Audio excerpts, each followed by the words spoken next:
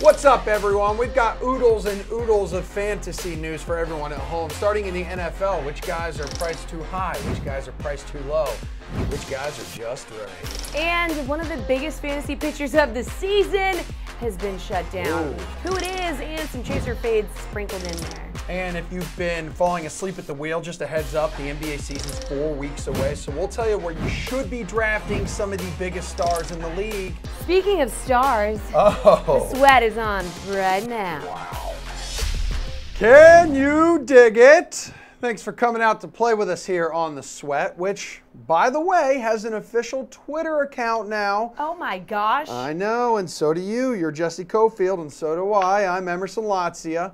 Who else do we have on the show tonight, co-host? I'm glad you asked. Well, in the land of football, that would be Julian Edlow, the fantasy girl herself, Rosalie Michaels, and Adam Mancuda, host of All Out Blitz, which can be found on Phantom Sports on NFL Sundays. So we're going to start out with some price check and more drama in Foxborough. Ooh. A new book suggesting that Tom Brady has had enough of Bill Belichick. We've heard that like 100 times before. But we're focusing on TB12's salary here. $6,900 for a Sunday night showdown in Detroit. How do you feel about that price tag, Julian? Yeah, I mean, whether you're playing the Thursday to Monday slate or just the primetime slate, I think this is a great spot for Tom Brady. He had a pretty decent fantasy game. Obviously, the Patriots looked terrible, but he still scored about 17, 18 fantasy points against Jacksonville in that game. And this is just the ideal bounce-back spot for the Patriots. They're on the road. They're on primetime and Sunday Night Football. Bill Belichick is going to want to show up one of his former defensive coordinators in Matt Patricia, show that he does not need him.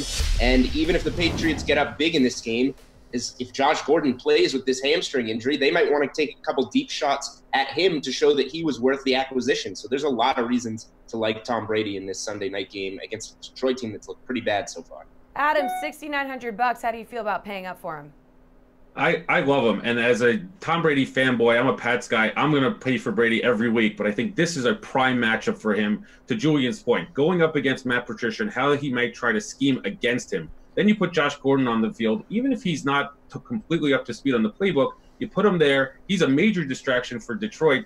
That opens things up for Hogan and Gronk and the backs out of the backfield. I think Brady's going to have a huge day. I think he's 4-1 in his career against Detroit. He's about 11-2 in domes. So, again, Brady without any elements, 95 degrees like he was playing with last week against Jacksonville, I think is a great play. And to Julian's point, look at what the Lions have done in the first 2 weeks of the season. They give up 48 points to the Jets of all teams, then 30 to the 49ers last weekend. I think that Brady and Belichick are going to be motivated. And when was the last time we saw Brady lay 2 eggs in a row? So, to me, and it wasn't even a bad egg last week, but they did lose. But I will take Brady and that price tag any day of the week and twice on Sunday Night Football as he looks to get the Pats back on track.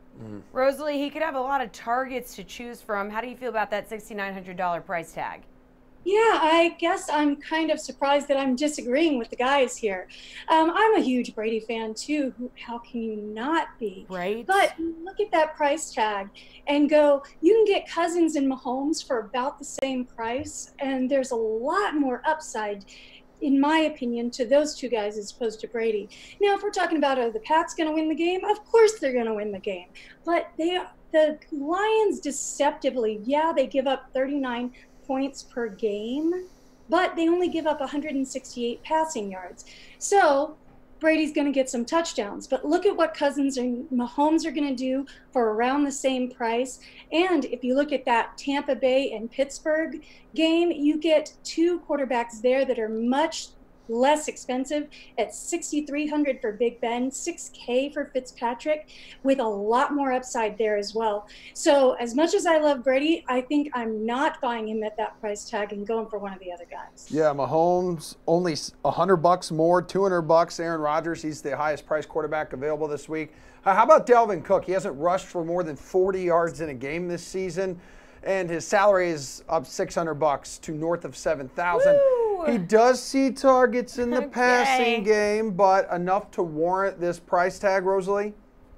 You know, I think we're forgetting when we see that 40 yards a game, and Minnesota said they're going to start sliding him in from that first game.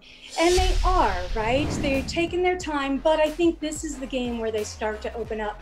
Buffalo's giving up almost 38 fantasy points a game to running backs, 113 running yards, 3 running back touchdowns in each of the first 2 weeks. Cook is the lead rusher and the pass catching back. So look at what he's going to do this week, a la Melvin Gordon from last week.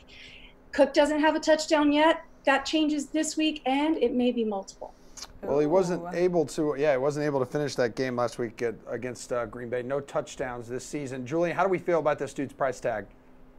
Yeah, I mean, targeting running backs against the Bills has been something I've been really high on so far this season because the Bills are just so bad.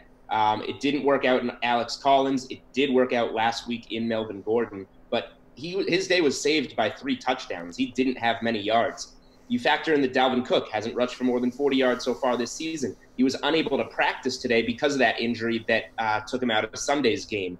So with all these things, and the Vikings are 17-point favorites against the Bills on Sunday, which could mean if this game could be over at halftime and we could be seeing a lot of Latavius Murray. So I think there are a lot of different signs here that point to me staying away from Dalvin Cook with his price, with his salary on the up, even though in theory I like targeting running backs against the Bills. Yeah, Adam, you just heard Julian mention a juicy matchup against the Bills, who have allowed the 3rd most fantasy points to opposing running backs through the first 2 weeks of the season. He's $7,100. Is that a fair price? No, I actually think Julian stole my homework because actually I think Dalvin Cook is a guy I'm steering clear of. There are better options in that price range, which I'll get to in a second. But the Buffalo Bills, yes, they're giving up a ton of points to running backs, but take a look even deeper. Melvin Gordon had a couple of those touchdowns receiving. Do we know if Cook's 100% healthy? I don't think so. I also think in a matchup where they're going to be favored by as many as they are, again, they may have the lead at halftime. Do they really want to put Cook out there in the second half just to work off some of that rust, or save him and bring in Latavius Murray, which I thought was a great point? The other thing is the Bills are only averaging 3.8 yards per carry against them, so Cook's going to really have to get his points out of the backfield potentially. And to me, the Vikings have looked a little sluggish. Yes, they won or tied that game last week. They won the Week 1 game against the 49ers, but the loss of Pat Shurmur as their offensive coordinator, now the coach with the Giants, I think takes them a step back. They also added Cousins, who's a better quarterback that they trust more than Case Keenum, so I think that hurts their rushing attack. So for me, there are other options there. Jordan Howard, Tevin Coleman, the league's leading rusher, Matt Breida, who no one even knows who that is, and Leonard Fournette are all better options to me. So I'm staying away from Dalvin Cook this week. Yeah, Adam, by the way, Julian has been caught multiple times stealing other people's homework on this show. It happens all the time with Steve Buchanan in the baseball segment. So you're not alone there, Adam. Yeah. Okay. All right, that's a little crazy. Don't let Steve hear you say that. Okay. Tyreek Hill, guys, making the $900 jump to $8,500. The KC wide receiver faces the 49ers this week. He's been targeted 14 times, has 3 touchdowns. Are you paying up for him, thinking he's going to continue to roll at him? Absolutely. On my Sunday show, the All Out Blitz, I always look for the fantasy bonanza games where 2 teams are going to put up as many points as possible. You want to stack your lineups there. Tyreek Hill is one of those guys, and the Chiefs, they play no defense. So I do expect Jimmy G and the 49ers to be able to put up some points, keep up with them, and keep Mahomes throwing. Remember something with Tyreek Hill also. He could potentially get you those return touchdown points as well as he did in the opening week upset against the Chargers. So for me, you're going to pay up for Tyreek Hill. There's going to be plenty of points in this game. He's still a trusted weapon. The 49ers haven't been able to stop the opposing receivers either. Thielen and Diggs had big games in Week 1. Tate, Jones, and Galladay had big games in Week 2. So for me, Hill, Kelsey, and Watkins are all going to go off for the Chiefs. So I would definitely roll with Tyreek Hill in Week 3. Rosalie, for the Chiefs, Mahomes has been absolutely going off. Do you think this offense and Hill are going to keep rolling? Yeah, it's funny. Adam said, that they're going to have to keep up that with the San Francisco. Kansas City just keeps passing no matter what. They don't care. They don't care how far ahead they are. And you know what? San Francisco gives up a lot of passing yards, a lot of passing touchdowns to both the Vikings and the Lions. And when Tyreek gets the ball, you know what? He's just hard to stop. So, yeah, you know what? That stack of Hill and Mahomes is obviously very enticing. But, if you do want to go a bit cheaper, I really like Julio this week at $7,900. He's not going to have anywhere near the target share to worry about that Hill does. I mean, you think about it, he does. He has 14 targets, right? That's not a lot if you look at it compared to Julio with his 23. And so Hill's got Kelsey and now Watkins to look out for as well. And I like Mike Evans this week too at 7,800, but he's got a little bit of that target share thing going on there too, but not as much. So always a great choice, but there's some 2 other great choices there for you too. Yeah, Julian, he is going to cost you $8,500. Would you pay up for Hill? Yeah, well, I texted Steve asking him what I should say here. He didn't get back to me in time, so I guess I'm going to have to formulate my own opinion. Yeah, here. good luck with that, buddy. Let me Good think luck. for a second. No, look, everything points to not rostering Tyreek Hill this weekend in the sense that he opened the season at $6,500 in salary, and as Rosalie just mentioned, he's only been targeted 14 times in 2 games, and now his salary is $8,500. That makes no sense and is a huge red flag. But he's done more with those targets than anybody. Tyreek Hill has averaged close to 4.7 DraftKings points per target this season.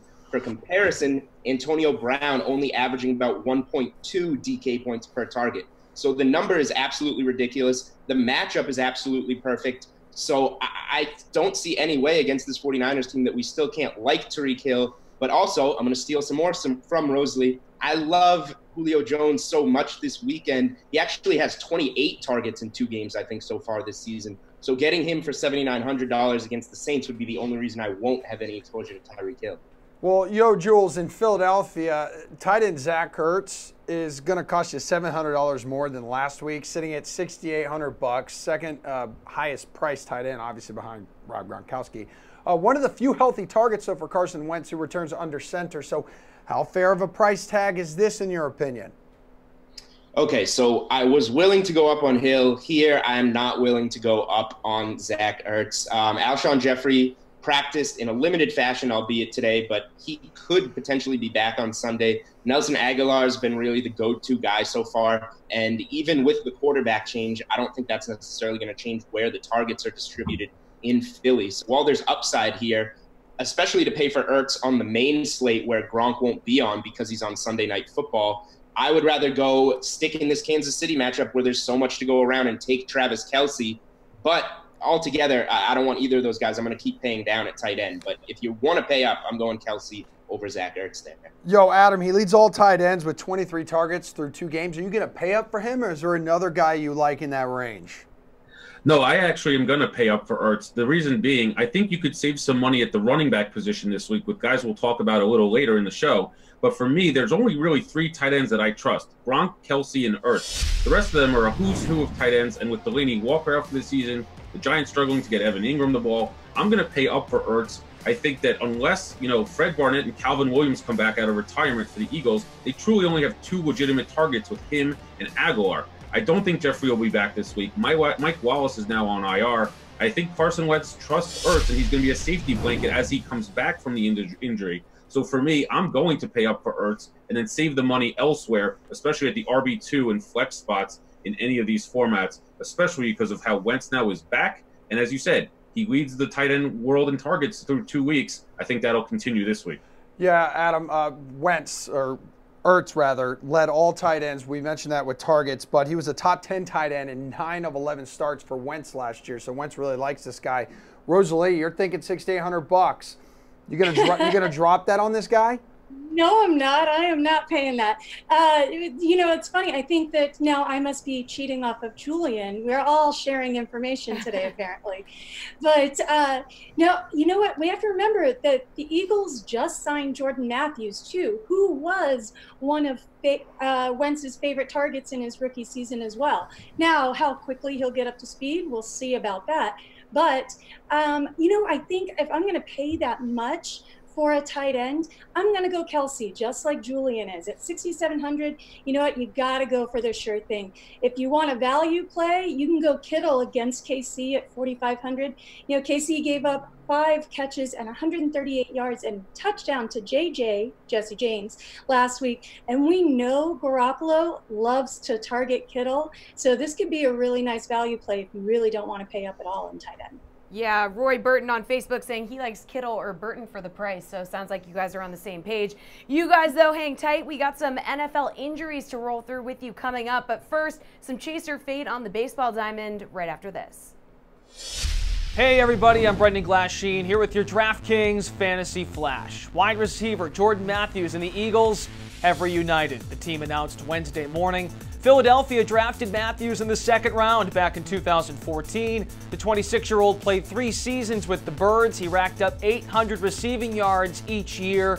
And then the Eagles shipped him to Buffalo before the 2017 campaign. Most recently, Matthews had a cup of coffee with the Patriots as New England cut the wideout in training camp because of a significant hamstring injury. Take a look at this, though. This was just a few days ago. Matthews appears in Julian Edelman's Instagram story. You'd guess the duo worked out together at Boston College Alumni Stadium, the home of the Eagles. Remember, Edelman can't have any communication with the Pats during his suspension, so Matthews seems to be moving around despite his injury. He takes the place of Mike Wallace on the Eagles roster. Wallace was placed on injured reserve earlier today. Reports say Matthews and Carson Wentz also have an excellent relationship, so time will tell if this relationship comes to fruition on the gridiron. What up, what up? Time to say hello to the bad boys of baseball. Gary and Thorne, Steve Buchanan, here to get us ready for tonight's slate. Before we get to Chase or Fade, guys, we got to check in with you about the big Zach Wheeler news. Mets have shut him down for the remainder of the 2018 season. Steve, the people losing a pretty strong fantasy pitcher here now. Yeah, of course they are, but I mean, at this point, they got to think about the long-term health for Wheeler here. I mean, I look at a guy like Aaron Nola, who's exceeding the innings he's pitched in his career, and all of a sudden he's giving up a ton of home runs. I mean, Steven Matz cracked one off of him yesterday. I mean, it's getting a little concerning, but yeah, definitely conserve Wheeler if you can. He's going to be the long-term future there, so definitely do that. Okay, what do you think, Gary? And I mean, the Mets have made sure to make it clear this isn't about his health, but mathematically they can't do anything with their season, so they're deciding to just take him out. What's the fantasy impact of this? I mean, I would say from a DFS perspective, we're probably going to have a couple more stacking opportunities against the Mets. I'm not quite sure what they're going to be willing to throw out there. Maybe they try the opener approach. It really remains to be seen. I will say that going into his last start, even their managerial staff and their front office was talking about how he seemed to be tiring according to their advanced data and their advanced health metrics as he got up to 100 pitches in the prior start. So I actually have to kind of give kudos to the Mets for finally stepping out in front of an injury. That's not exactly something we do very often. All right, well, now it's time for Chase or Fade. At $11,100, Carlos Carrasco is the highest ceiling tonight as the Indians host the White Sox. Gary, and I know what you're doing because I read your MLB targets, but why don't you let the people at home know what you're doing? Yeah, I think the way this question is worded, too, you have to chase it. I mean, upside, it doesn't come any more clearly than the Chicago White Sox in 2018. Just in the month of September, they're hitting .220 with a 28% strikeout rate. And we've seen Carrasco, albeit on the road in Chicago, take advantage of this lineup twice already this season, averaging over 36 DK points per start in 2018 against the White Sox. And sometimes I get a little concerned that Carrasco, if there has been a weakness this season, it's pitching at Progressive Field, a very hitter-friendly ballpark. But he's had 2 similar starts recently towards the back end of August against the Orioles and the Twins, where he was absolutely dominant, 14 shutout innings in those 2 starts as well. Then the other thing to consider is 4 of the top 6 priced pitchers on this slate actually face each other. So when we're talking about upside, win expectancy has to be factored in. And I would say easily he has the best win expectancy of any pitcher priced above $9,000 tonight. Yeah, you mentioned it. He hasn't been great at home. 18.6 fantasy points per game average in Cleveland opposed to 24 a game when you're on the road. So any chance you're fading this one, Steven? Well, obviously you didn't read my my article because obviously he was right there. So you didn't read that, Emerson. I'm sorry. I just figured you guys all just copied each other, you know. Well, yeah, I'm sorry if I'm a little flustered. I keep having to put my phone away. Julian keeps asking me what to say in the next segment. But look, I can't have enough love for Carrasco here. I mean, he's completely wiped the floor with the White Sox this season, as Gary had mentioned, Julian on the brain, averaging over 36 DK fantasy points through 14 innings, 20 strikeouts in that span for a K9 good for 12.8. I mean, can we expect 35 DK fantasy points for him? I mean, that's a little bit of a tall order, but if that bum Corey Kluber can do it while giving up 3 runs, and Carrasco can absolutely do it as well. But there is a good pivot play that we're going to talk about later on. And FYI, have you checked out that Diamondbacks lineup? Holy crap. Cole Hamels is in play as well tonight. Wow, Hot Take City sweatometer going off. Steve, chase or fade this. You have to ride Christian Yelich at home against Matt Harvey, even at his $5,900 price tag. Matt Harvey, not great with the left-handed batters, so what do you think? Yeah, I'm okay with fading him here. I mean, look, if you're taking Carrasco and then you get Yelich in your lineup, I mean, wow, you're really killing yourself already for salary. You're giving yourself an average of $4,100 for the rest of your lineup, and that includes a second pitcher that you haven't even taken yet. But this is simply not a slate where it really makes sense unless you're going to go cheap at pitching, which I would advise you not to do that. I mean, you look at the cheap pitchers on tonight's slate, there's literally no options. I mean, who are you going to take? Marco Estrada? No. Robbie Erlin? No. Dylan Covey? Holy crap, close your account. Yeah, no thank you. Garion, I know you were high on Yelich, so what do you think, chase or fade? I was high on Yelich, but as Steve points out, like, there's no possible lineup you can actually get together if you just open my article and take every stud. That's not really how DFS works. I do have a Carrasco Yelich lineup, but as Steve said, you're really needing a bunch of value guys to work out for you. We're talking like Brett Anderson to have 15, 16, 17 points tonight in his start. We're talking about like Marwin Gonzalez, possibly Nick Hundley. I know we love putting giants into our lineup. That works out every single time. So it's a real bare bones assessment if you have to do it. I mean, in a vacuum, this is a great spot. I mean, he's been the best hitter in the National League for the past 2 months. Matt Harvey's giving up almost 2 home runs per 9 to left-handed bats this season. That hard contact rate up around 42% to lefties over the past 2 months. So I think Yelich is going to be really good, but as Steve pointed out, you kind of have to make the decision between, am I paying up at pitching with possibly Carrasco, maybe Walker Buehler, or am I paying up for hitters? And I just think it's a lot easier to pay up at pitching and find value elsewhere. So in a vacuum, chase, but tonight, fade? Yes. All right. As we don't live in a Hoover. Excellent. I got it. We There you don't go. live in a Hoover, No. unfortunately. No, we do not. You mentioned all the bats, though, so let's transition to this. There are some higher projected run totals out there, GT, but the Blue Jays are the stack to go with tonight. Chase or fade, you little Blue Jays fan, you. Well, as one of the giant advantages of being a Blue Jays fan, I've got to watch a lot of Marco Estrada pitch this season. And just his presence on this slate means the Jays can't be the best stack because they physically don't get to face Marco Estrada ever. I mean, you look into some of these numbers that he's put up lately, and I'm not saying the Jays aren't a good stack. Jimmy Yacobonis is not exactly someone who's in my circle of trust either. But Estrada, since the beginning of August, I think August 10th actually, a 551 WOBA to right-handed bats, 4.6 home runs per 9 to right-handed bats. Even the garbage that the Orioles put into their lineup, just through the sheer virtue of being right-handed, make them super viable tonight. So I think that this Jays thing is just really kind of, it speaks to the larger kind of consensus of the night here, which is you can find value bats on this slate, which is, again, why you want to pay up for pitching. Steve, your little brother Julian has Toronto as his top stack tonight. What about you? He knows. He already texted him that.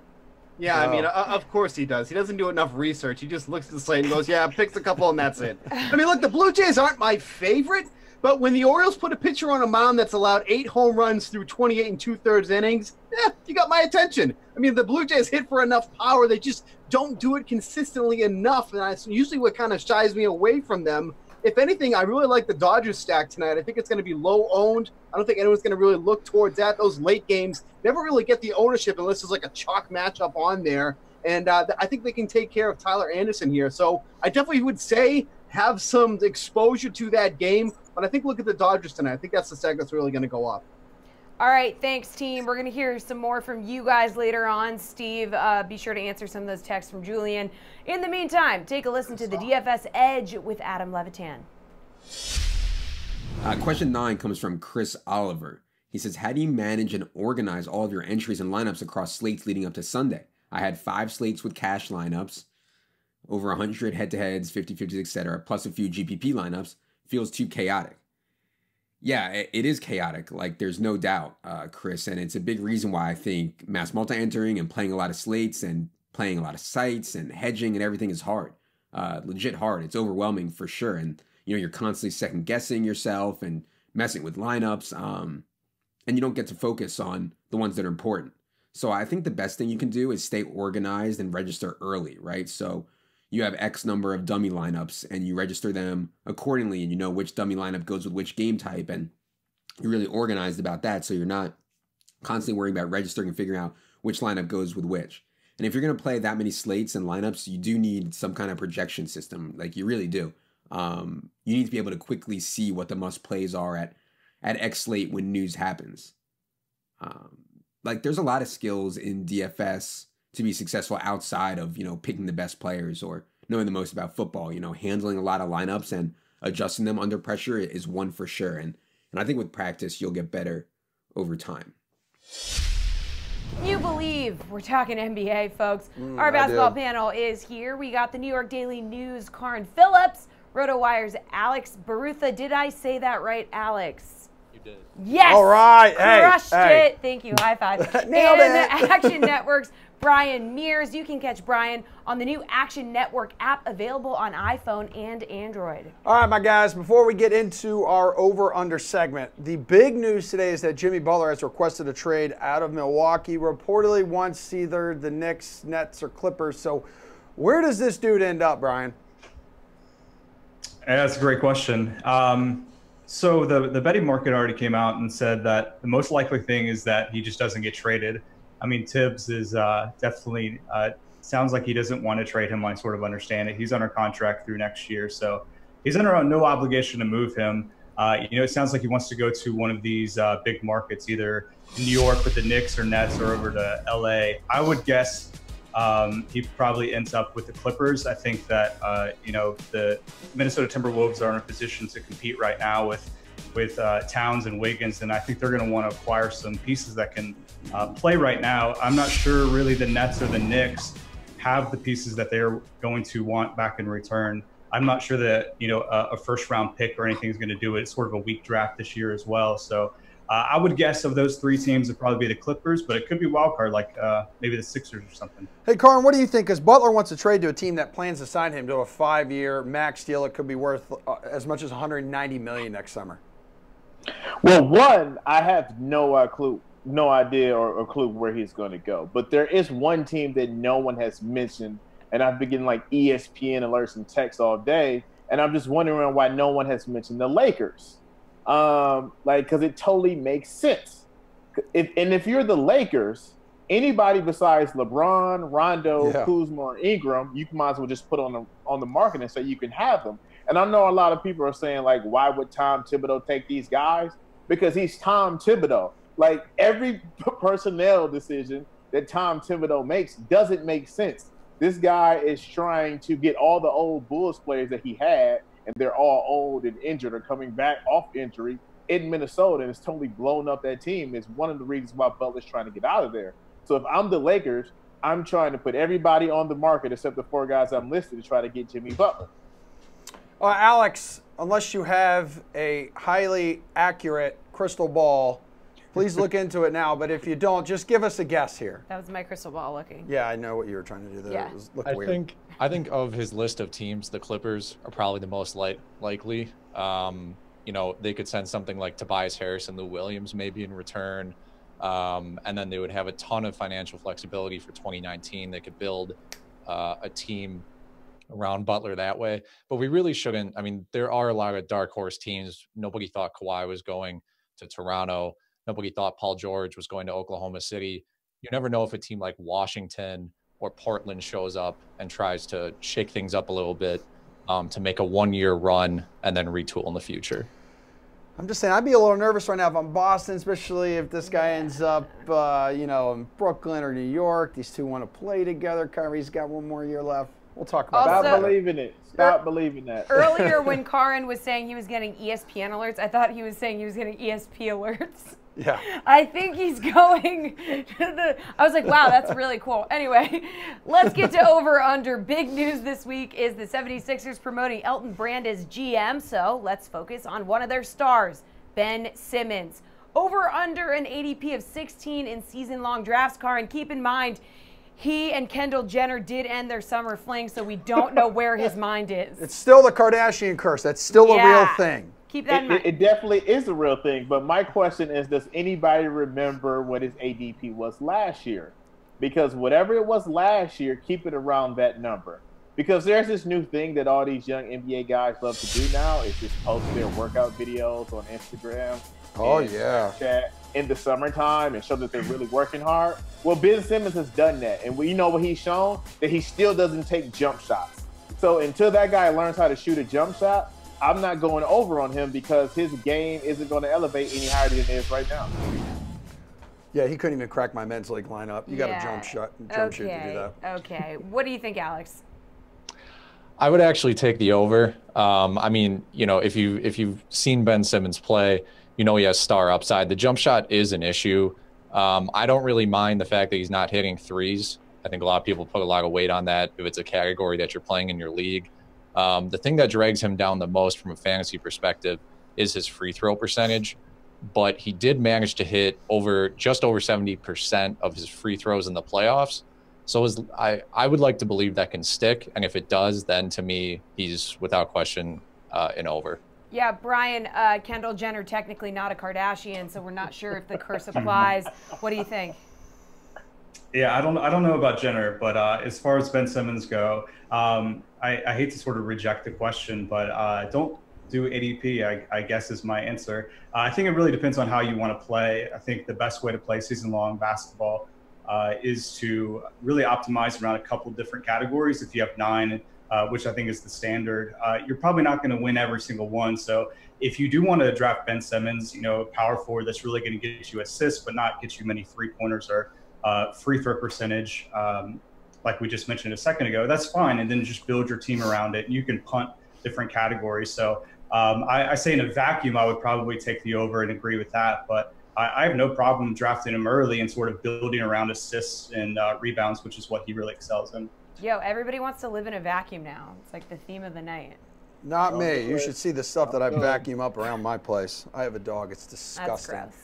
Raptors president Masai Ujiri saying this week that Kawhi Leonard is in the, quote, right frame of mind before his first season in Toronto, maybe his last one. So are you going over under an ADP of 10, Alex? This was a bizarre season he had last year. It was a very bizarre season. I mean, not to sound blunt, I don't really care what Masai Ujiri says or what anybody around the Raptors organization says about Kawhi Leonard. I mean, he's 2 years removed from finishing top 3 in MVP voting. The degenerative nature of his injury is concerning for Dynasty, but for this year, you know, he's in a contract year. He's going to be playing to get a max deal moving forward, and the Raptors want to keep him around, so they're probably going to feature him a ton on offense.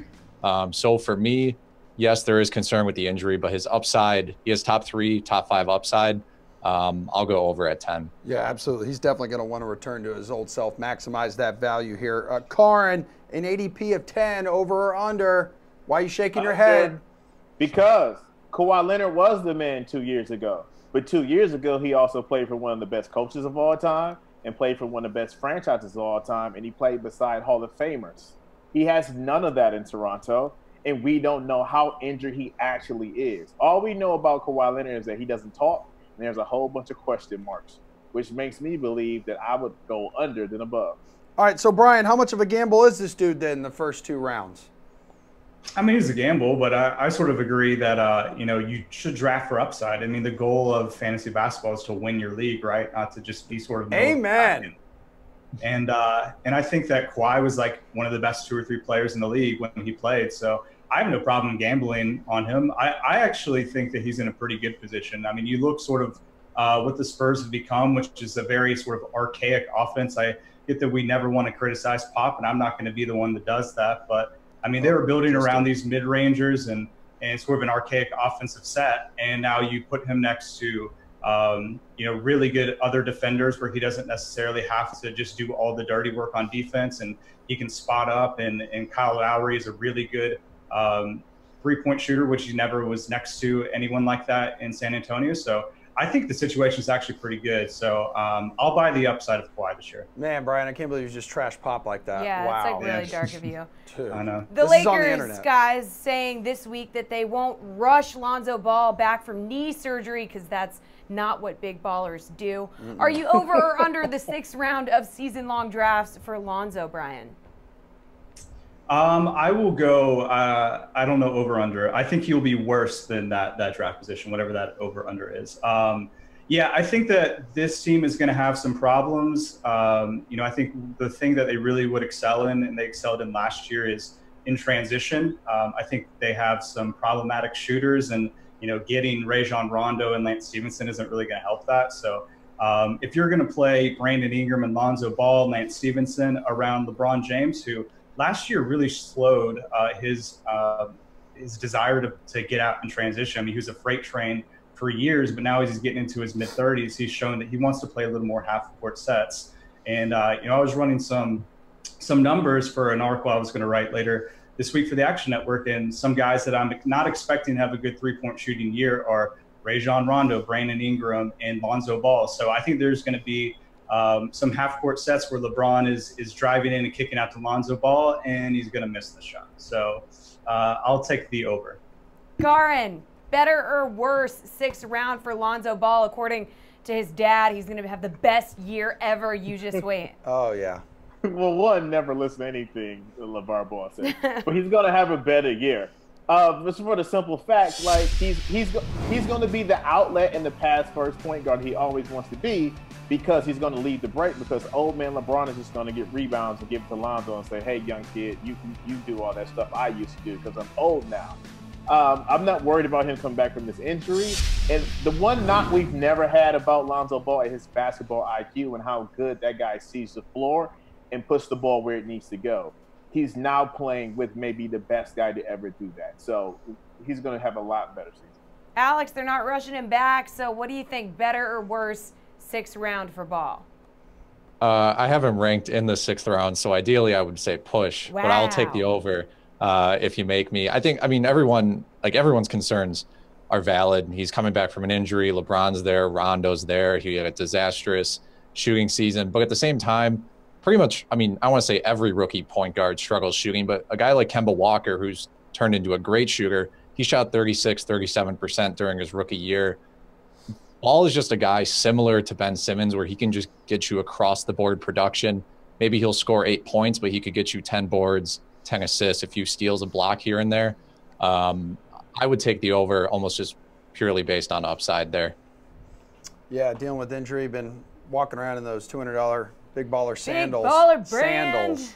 250. 250. Oh, wow. Okay, you're taking the Fancy under. up. That's great. I'm going to chase that. Thanks, guys. We got our baseball crew coming up in just a couple minutes, but first let's hear from Pat Mayo on some value running backs you should be interested in. Phillip Lindsay or Royce Freeman this week? I guess it has to be Lindsay. Like I'm not particularly excited for either. I think you're right in having neither as an RB2. But people are talking about Phillip Lindsay like he's the best running back ever. I stand by what I said last week. Phillip Lindsay's main value in fantasy is not that he has value. It's that he's messed up Royce Freeman's value or just a single back system with the Broncos. Look, if you look at every single metric aside from just actual yards per carry or something very surface like that, where Lindsay's obviously producing very well. I saw some numbers that he runs exceedingly well between the tackles. That's a skill set. Cool. Maybe that's something the coaching staff looks at and says, you're our definitive goal line back. But right now we're dealing with a situation where I think Lindsay's had 4 carries in the red zone and Freeman's had 3. And also Case Keenum had 1.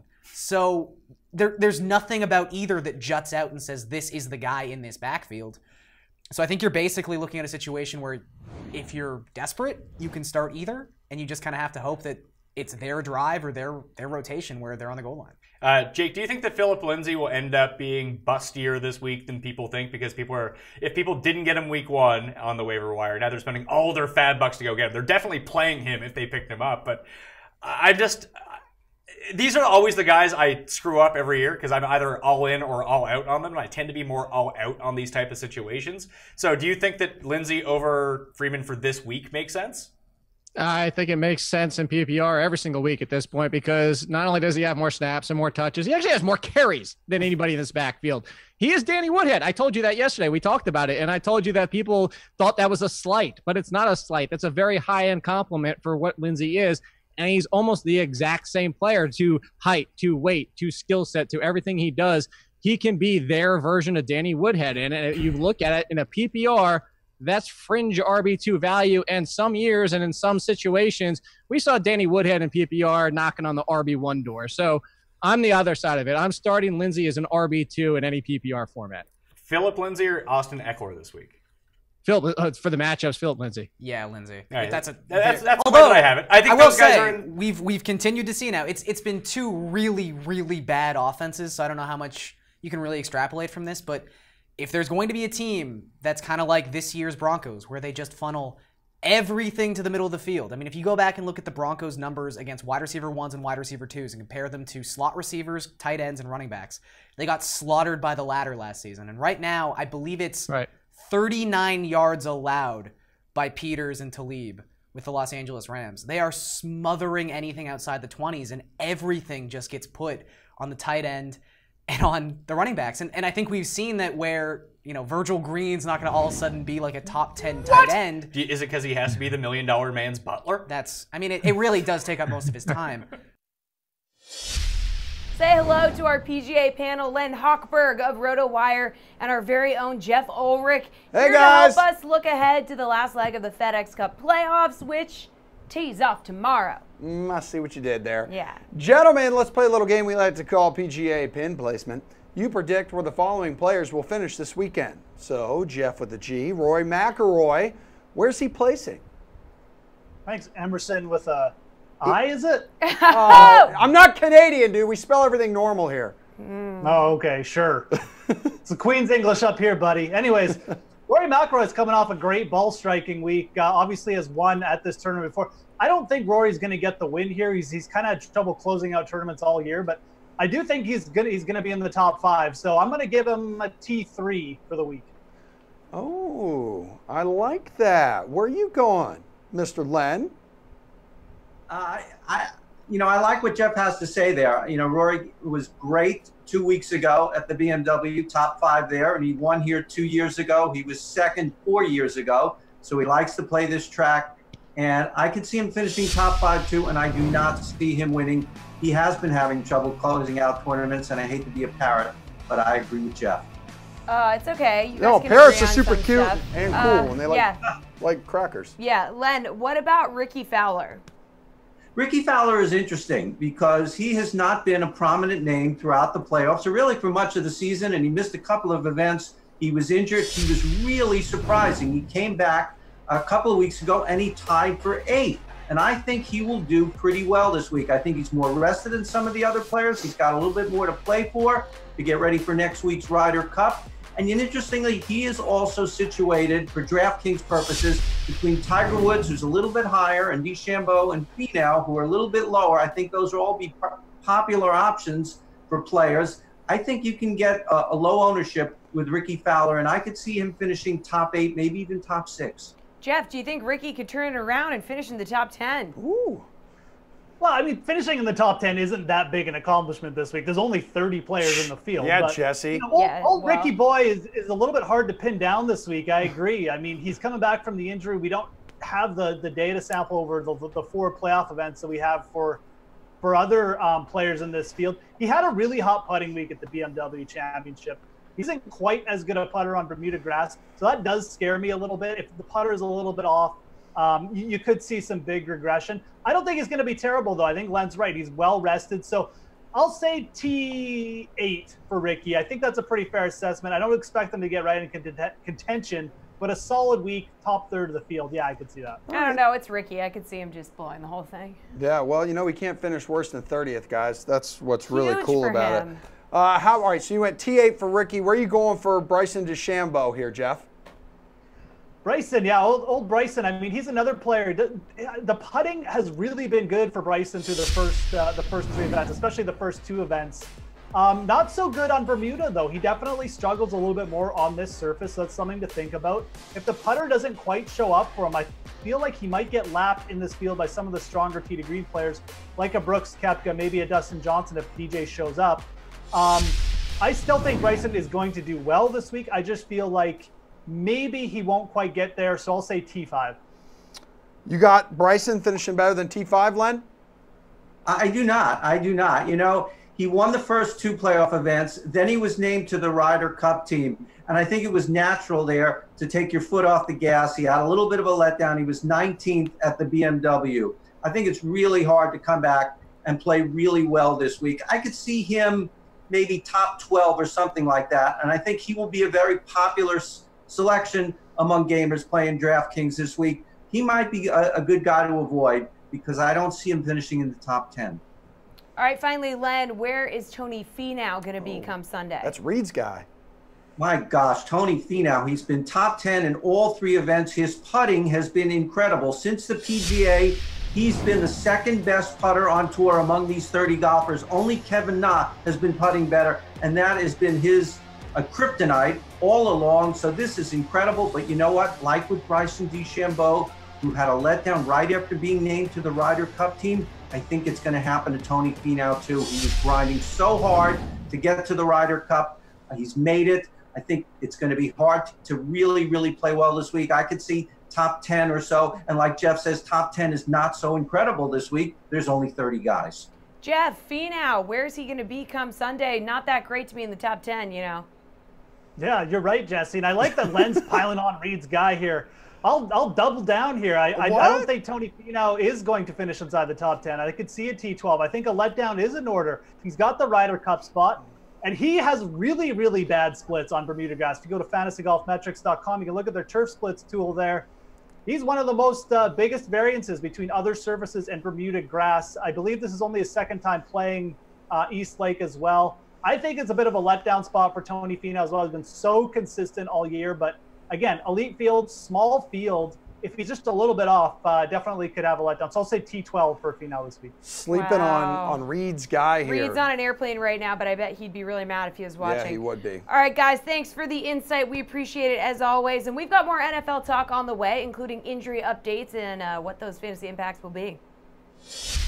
Time for your DraftKings Fantasy Flash. I'm Brendan Glasheen. If you own Antonio Brown or just love to roster him on DraftKings, you can relax as the sweatometer has settled down a little bit. Brown showed up to the Steelers facility Wednesday.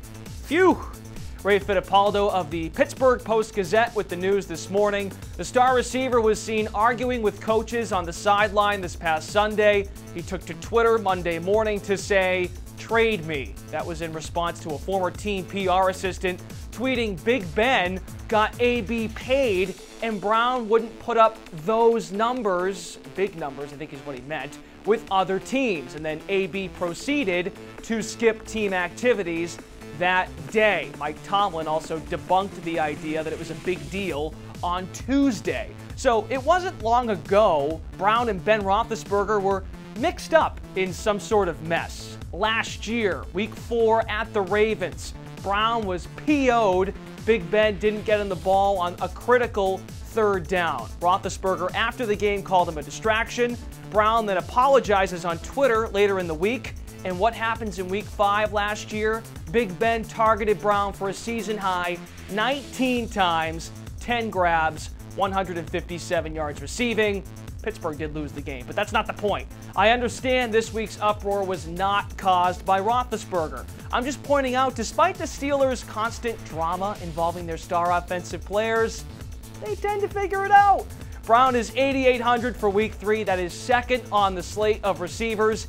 He and Big Ben look to get it on track in a big way against a thin Bucs secondary on Monday Night Football. Our NFL panel is back. We got DK Live's Julian Edlow, Phantom Sports, Adam Mancuda, and Rosalie Michaels, a.k.a. the Fantasy Girl on Twitter. What up, squad crew? We need to run down the good old injury report and have you guys help us figure out what the fantasy impact is of some of these big injuries. Yeah, Rosalie, with Joe Mixon, the meniscus tear, everybody is snatching up Giovanni Bernard. So what are your expectations for him on Sunday? Oh. Can you hear me? Yes, now we can. Action! Yeah, action! Take two. There we go. Well, to be honest, not a whole heck of a lot. You know what? Giovanni Bernard is not Joe Mixon. We all know that. 3.6 yards per carry, 5 catches out of 8 targets for 26 yards. I don't see that changing a whole heck of a lot. Yes, he's going to get more opportunity, but Cincinnati is throwing the ball more than they're running it. But they have 1 rushing touchdown and 6 passing touchdowns so far, with none of those passing touchdowns to their running backs. And they just signed Thomas Rawls. So I don't expect a whole heck of a lot out of Giovanni Bernard. So I just don't have a lot of faith in him as a player as a whole. Adam, what do you think? How do you feel like he's going to perform? I completely agree. I'm someone that's totally against Gio Bernard here. He's had every opportunity throughout his career to establish himself as a feature back in Cincinnati. So for me, he hasn't gone over 730 yards in the season. He hasn't gone over 5 touchdowns in the season. He's only averaging 4.2 yards per carry. Now they go on the road to face the Panthers. They shut down Zeke Elliott in week 1. Rosalie mentioned that they signed Thomas Rawls. They also have Mark Walton there. And I just read that he actually was a limited participant today because of a knee injury. So to me, he's someone you stay away from no matter if he's getting the start or not. He just hasn't proven himself. And at this time, Andy Dalton's really confident. They've developed Tyler Boyd into what looks like a very nice wide receiver too there, complement A.J. Green. So for me, I'm staying away from Gio Bernard. All right, he's $5,900. What do you think, Julian? Yeah, well, Steve just texted me saying how much he loves Giovanni Bernard this week. But I am totally with these guys on this. $5,900, limited with a knee injury today in practice. Now, he'll probably wind up playing on Sunday against Carolina, but it's not the best matchup for him to begin with. The Bengals are a pass-first team. And then we've got the addition of Rawls and then Mark Walton, who was terrible in the preseason, but he was still a 4th-round pick. Some of these guys, Bernard's just not built. He's more of a pass-catching back, so he's not built to take on the full workload. So some of these other guys, even though they probably suck, are going to wind up getting some touches in Cincinnati's backfield, and there's just not going to be enough meat left on the bone for Bernard, who's already priced up at $5,900. All right, well, Jay Ajayi is considered day-to-day. He was not at practice today. Adam, if you can't go, what does that mean for the Eagles' running game and maybe the value of Clement? Yeah, absolutely. When I talked earlier about paying up for Ertz, the thought in my mind was to pay down and go grab Corey Clement. Remember, this guy had a great college career. His sophomore season, almost 1,000 yards, 14 touchdowns at Wisconsin. Senior season, almost 1,400 yards, 12 touchdowns, again, at Wisconsin. We know that he could catch the ball out of the backfield. We saw that in the Super Bowl last year. He had 5 catches last week and a touchdown. So I do think that Clement is a very valuable play this week, someone I would try to get into my lineup. And remember something, they are going against Indianapolis. Who did Indianapolis play in week 1? That was the Bengals and the aforementioned Joe Mixon, who's a very similar player to Corey Clement. Can catch out of the backfield, break some tackles. So to me, Clement's definitely someone I would put in all of my lineups as an RB2 flex spot play, because I think he has a big upside, especially with Wentz coming back. How much are they going to make him throw the ball down the field, or just turn and hand it off to Clement, or even dump it to him out of the backfield? So to me, Clement's a great addition for those people looking to add someone of value to their lineups. Yeah, at only $4,300. Julian, it sounds like it would be a no-brainer to roster him if Ajayi can't go. Yeah, I am very much on Adam's side here. Although I don't want to wish harm on anybody, I am very much hoping that some combination of Ajayi or Sproles are limited or out or something this week so that we can take advantage of Corey Clement in a really good matchup at $4,400. We saw how good he looked last week. If he's thrusted into even a larger role this week in this matchup against Indy, I think he's in a fantastic spot to lock into cash games even, and would be maybe a tournament play as well. Rosalie, what do you think? If Jay Ajayi can't go, whose value sees an increase on this offense? Yeah, I think we're all in agreement here. What I've been seeing is there's no Sproles either, and to me, that's why Clement is going to have value. If Sproles was in there, we'd be saying it would be a different tune, right? Because Sproles would be taking the majority of the pass catching duties. So we're going to see Clement as a feature back, I think, and he's averaging 5.1 yards a carry, and he's got 5 receptions for 55 yards. You know, they have Smallwood too, but he's not much of a pass catching back. I think we may be seeing, I'm going to disagree, I think we may be seeing a lot of Wentz here. I think they're going to, really get him in there in this type of a matchup to see what he can do, get him comfortable again. But the Colts give up almost 30 fantasy points a game to running backs. So Clement could be a very nice sneaky little play here. All right, one more to go. We got to cut this a little short, so we need you to be kind of quick with your answers. Rosalie, Leonard Fournette is back at practice. How much do you trust him if he plays Sunday against Tennessee? This is tough. It's a tough matchup against Tennessee, who's only allowed 11.7. So there's too many questions still right now. Is he going to split with Yeldon? If you have him in season long, you're probably starting them. I'm waiting until I see a full game out of him first. Adam, are you going to wait or are you going to trust him? I'm trusting Fournette, and for a few reasons. One, TJ Yeldon's actually a little bit banged up, so there's question about whether he plays this week. Their other back, Corey Grant, is really not much of anything more than a pass catcher. For me, they're going to ground and pound in this game, hopefully get out to a lead, and then pull off the throttle and let Fournette take over in the second half and wear them down.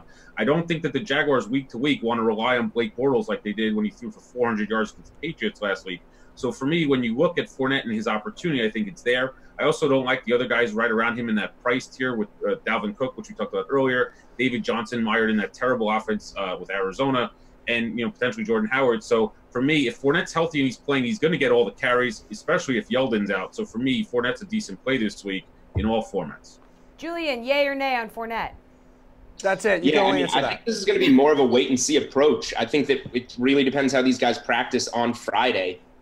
If Fournette is trending upwards and begins to practice more and Yeldon is limited or out, then I think we can definitely trust Fournette right away. Although there are other running backs that I like in this price range a little bit more, I don't know if I'm necessarily going to rely on them right away in DFS. All right, so undecided. All right, Julian and the rest of the NFL guys, have a great night. Thanks for joining us. We'll see you tomorrow. We're getting right into baseball here. We're ready to fight people, or at least Steve is. Yeah. He's joined by Garion. It's the highest rated segment of this program. It's Put Up Your Bukes. Yeah, you know the drill. Steve, give us your 3 picks, fantasy point projections. Garion's going to fight you on it. We'll try to get through all 3. Hit us with your first buke. Don't worry, we'll get through all 3. Walker Buehler, 24 DK fantasy points. He's a great pivot play off Carlos Carrasco. Garion.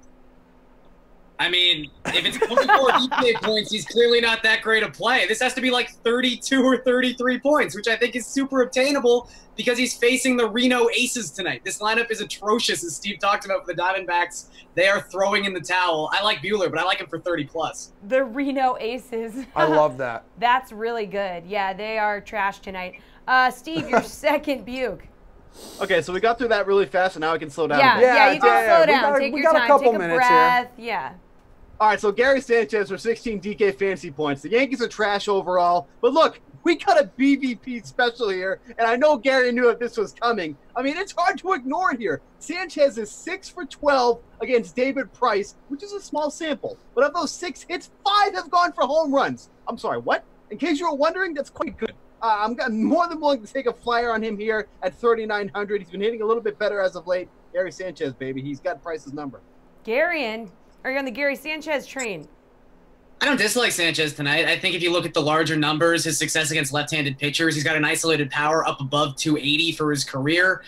I mean, he's not hitting well. He hasn't hit well all season. He's also batting 7th in this Yankees lineup. So there are a couple guys out there. I mentioned Nick Hundley already at 3.7. He's batting cleanup for the Giants tonight. Even like Omar Narvaez is batting 5th. And if you do want to pick on Carlos Carrasco and maybe pivot with Walker Buehler, using a catcher who's 3-2 batting 5th when Carrasco struggled so heavily with lefty bats at Progressive, that's not a bad way to go either. But yeah, I won't knock anybody for having Sanchez in their lineup tonight. 2-minute warning. Steve, 2-minute back to warning. the speed round for number 3. Yeah, Jason Kipnis with 14 DK fantasy points. I saw he was batting 9th, So I'm like, holy crap, I'm going to look like an idiot here. But then again, I do take Yan Gomes when he bats ace against a lefty, so what can I say? But hey, 262 ISO in September, 3 home runs, 2 doubles, knocked in 12 runs during that span. It's against goddamn Dylan Covey, so I mean, at least he'll get one crack at him. So maybe he'll blast a home run there, but 9th. Wow, brutal for Kipnis. Garion, 14 DK fantasy points for Kipnis, yay or nay? Yeah, I like Kipnis until I saw the lineup, and he's hitting 9th. I literally only have hitting 9th written in my notes for Jason Kipnis. It passed for me. All right. 1 minute warning. Okay, do you want to get their slate approved picks? Slate approved picks, 1 minute. Do you want to ask one of them? Steve, someone. Yeah, I'll just go easy. I'll go with Carrasco. Garion, please. Yeah, it's Carrasco. All right, you thanks, two. guys. We appreciate it as always. Woo! Yeah, We made it. We Wow. did it. Did you learn anything? Actually, wait 45 seconds. We're gonna Okay. Okay. Okay. So what I learned tonight. No, please stop. I'm Jessie Coffield. He's Emerson Lotzia. The Sweat is back tomorrow at 6 p.m. We won't be back tomorrow at 6 p.m. No. We. Boo! No, Yeah. we won't be. Oh, yeah. Yeah, boo. Sorry. So No. tune in, I guess, or something. Okay.